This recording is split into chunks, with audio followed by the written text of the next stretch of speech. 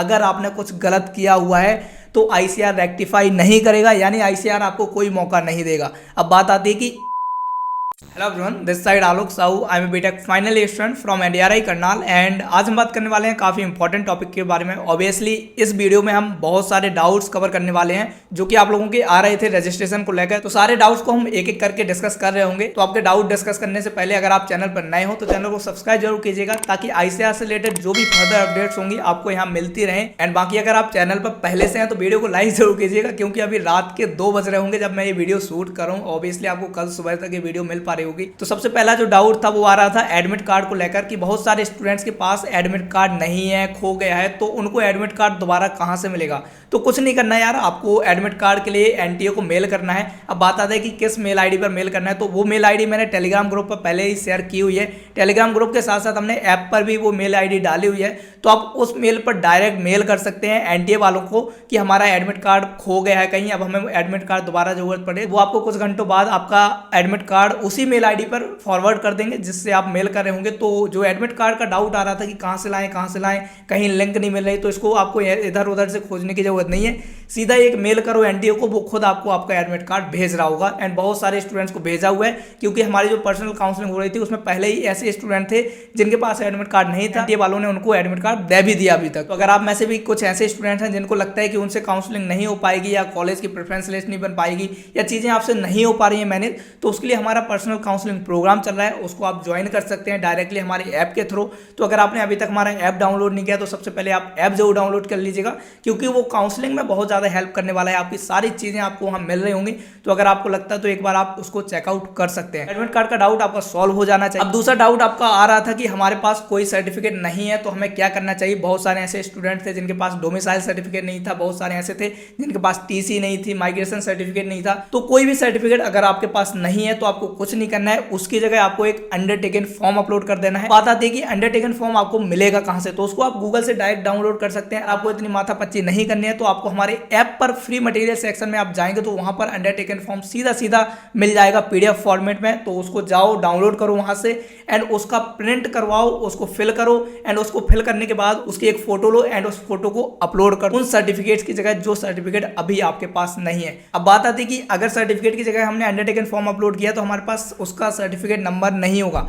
तो certificate number का सीधा सीधा उपाय एक ही है कि आईसीआर वालों को मेल डालो कि हमारे पास ऐसे कुछ सर्टिफिकेट्स हैं जिनका सर्टिफिकेट नंबर नहीं है। तो उस जगह हमें क्या लिखना है, वो कहीं ना कहीं कोई सॉल्यूशन आपको बताएंगे। मैं यहाँ हवाबाजी नहीं करूंगा कि आप ये लिख दो, क्योंकि गलत कुछ भी नहीं करना है। जो भी करना है सही करना है, वही ज्यादा इंपॉर्टेंट है। क्योंकि आप लोगों को पता होगा कि पहले भी बहुत सारे लोगों ने आपकी गलतियां करवा दी हो, वो ऐसी गलतियां करवाई हैं कि उनका सॉल्यूशन भी नहीं है। तो इसलिए जो भी कीजिएगा बहुत सोच समझ के कीजिएगा। अगर आपको ट्रस्ट हो लोगों पर तो ही करें, प्लीज ऐसे किसी की भी बात मत मान लें, क्योंकि जिन लोगों ने ये बताया हुआ है कि परसेंटाइल स्कोर की जगह मार्क्स डालो, ऐसे बहुत सारे स्टूडेंट्स हैं जिन्होंने मार्क्स फिल किए हैं एंड वो बिल्कुल गलत था। तो प्लीज यार थोड़ा सोच समझकर खुद का दिमाग लगाकर भी चीजें करो। अगर आपको लगता है कि सामने वाला सही है तो ही बात मानो, सबकी बात मानने की जरूरत नहीं है। इसलिए कहता हूं कि थोड़ा सोच समझकर चीजें किया करो, जल्दबाजी मत करो। मैंने टेलीग्राम पर पहले ही आप लोगों को बोल दिया था कि अभी जल्दबाजी कोई मत करना, क्योंकि बहुत सारे डाउट्स थे। उसके बाद जब ऑफिशियल से कॉल वगैरह करके हमने चीजें क्लियर की, जाके कंफर्म हुआ था कि आपको मार्क्स नहीं परसेंटाइल फिल करनी है।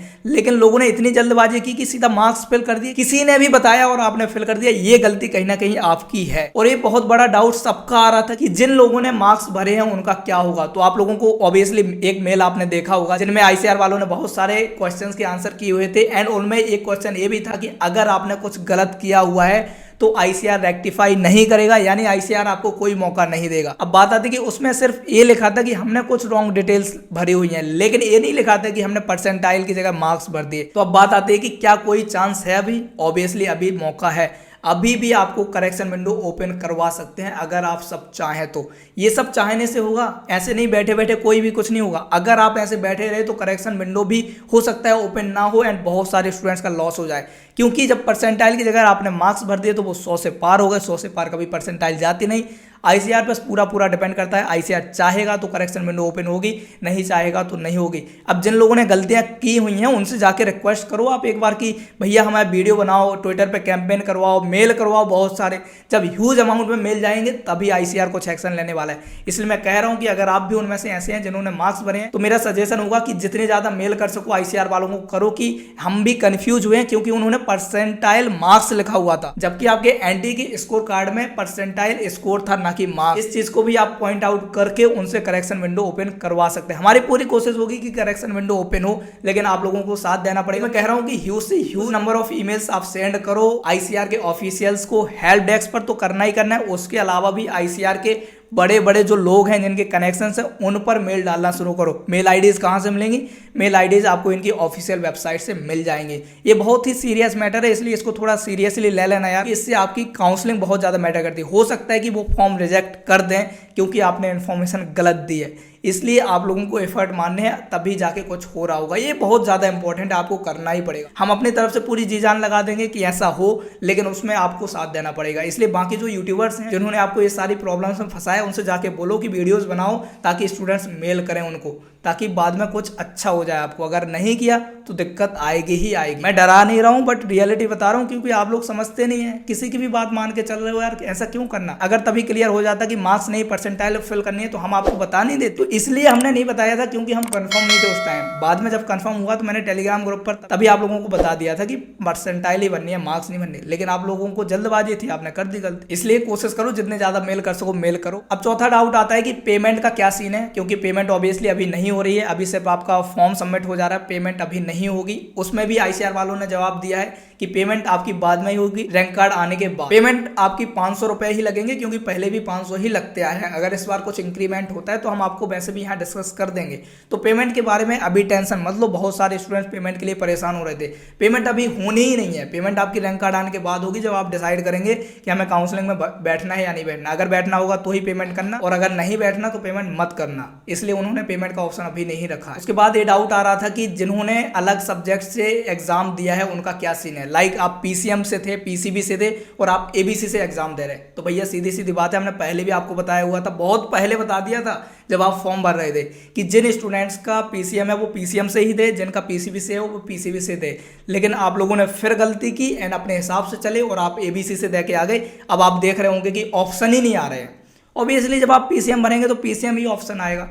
तो जिन स्टूडेंट्स ने ऐसा किया है, अलग सब्जेक्ट चूज किए हैं, उनका मोस्ट प्रोबेबली फॉर्म रिजेक्ट ही होगा, उनको काउंसलिंग में कंसीडर नहीं किया जाएगा। ये आईसीआर वालों ने भी लिख के रखा हुआ है आपके सामने। बाकी अगर आपको लगता है कि हमें काउंसलिंग करवानी है, आप आईसीआर वालों को मेल डाल सकते हैं, और इसका कोई उपाय नहीं है, आईसीआर ही डिसाइड करेगा कि उनका क्या होना है। उन्होंने पहले भी आपको वार्न किया था यार कि जो सब्जेक्ट आपके 12th में थे उन्हीं से एग्जाम देना, बट फिर भी स्टूडेंट गलती करते हैं। यही सबसे बड़ी गलती है कि आप लोग सुनते नहीं है ढंग से और अपनी मर्जी से काम करते हो, और वहाँ गलतियाँ हो जाती हैं। तो अब इसका एक ही उपाय है कि आप मेल डालो आईसीआर वालों को, पूछो कि क्या कुछ हो सकता है। अगर वो कहें कि हाँ कुछ हो सकता है तो अच्छी बात है, अगर वो कहें कि कुछ नहीं हो सकता तो सीधी सीधी बात है, अगले साल की तैयारी करो या फिर दूसरा कॉलेज ले लो, परेशान मत हो। काउंसलिंग में ये लोग नहीं दिलवा पाएंगे। आई होप कि आपका डाउट क्लियर हो गया होगा। उसके बाद एक डाउट और आ रहा था नॉर्मलाइजेशन का, कि क्या अभी कुछ नॉर्मलाइजेशन जैसा कुछ हो सकता है। तो जी नहीं, बिल्कुल नहीं। ऐसा अगर आप सोच रहे हैं तो बिल्कुल मत सोचिएगा। नॉर्मलाइजेशन जैसा कुछ भी नहीं होगा। नॉर्मलाइजेशन तब होता था जब आपके एग्जाम आईसीआर लेता था। अब तो उनके सामने परसेंटाइल रखी है, अब उनको नॉर्मलाइजेशन करने की कोई जरूरत है ही नहीं। नॉर्मलाइजेशन की जरूरत तब पड़ती थी जब आप मैथ वाले अलग बैठते थे, बायो वाले अलग बैठते थे, एग्रीकल्चर वाले अलग बैठते थे। वो तो पेपर के टाइम पर नॉर्मलाइजेशन की जरूरत होती है। आपके सामने परसेंटाइल है, अब नॉर्मलाइजेशन की जरूरत कहीं नहीं है, ना ही कुछ होगा। तो आप अगर सोच रहे हैं तो ये डाउट्स खत्म कर दें। कोई भी नॉर्मलाइजेशन जैसी चीज़ आपको यहाँ देखने को नहीं मिलेगी। तो ये सारे डाउट्स थे जो मैंने टेलीग्राम ग्रुप से उठाए थे, क्योंकि मैंने आपसे पूछा था कि अगर कोई डाउट रह गया है तो उसको बता दो, मैं यहाँ कवर कर लूँगा। तो आई होप कि जितने भी आपके डाउट थे मैंने सारे कवर कर लिए हैं। बट फिर भी अगर कुछ रह गया हो तो कमेंट सेक्शन खुला हुआ है, आप कमेंट कीजिए। हमारी पूरी कोशिश होगी कि नेक्स्ट वीडियो उन्हीं डाउट्स पर होगी जिन डाउट्स को अभी हमने कवर किया नहीं है। तो अभी के लिए इतना ही है। बाकी किसी को कोई डाउट आता है या प्रॉब्लम है काउंसलिंग से रिलेटेड, तो आप हमारा पर्सनल काउंसलिंग प्रोग्राम चल रहा है, उसको ज्वाइन कर सकते हैं। आई होप कि कहीं ना कहीं वो आपके लिए बहुत ज्यादा हेल्प कर रहा होगा जब तक आपको कॉलेज नहीं मिल जाता है। बाकी चीजें जैसी चल रही हैं वो तो चलती ही रहेंगी। आई होप कि जो भी हो अब बेहतर हो। ऐसे किसी की भी बातें ना सुने, उसी में आपका भी फायदा है, हमारे भी फायदा है, क्योंकि हमें ही परेशान होना पड़ता है, हमसे ही आप डाउट पूछते हैं। तो आई होप कि ये जो प्रॉब्लम हुई है इसका कोई ना कोई सॉल्यूशन निकले। हम पूरी कोशिश करेंगे कि निकले ही निकले, क्योंकि जरूरत है इसकी। तो अभी के लिए इतना ही यार, बाकी मिले होंगे अगली वीडियो में, तब तक के लिए चलते हैं, बाय।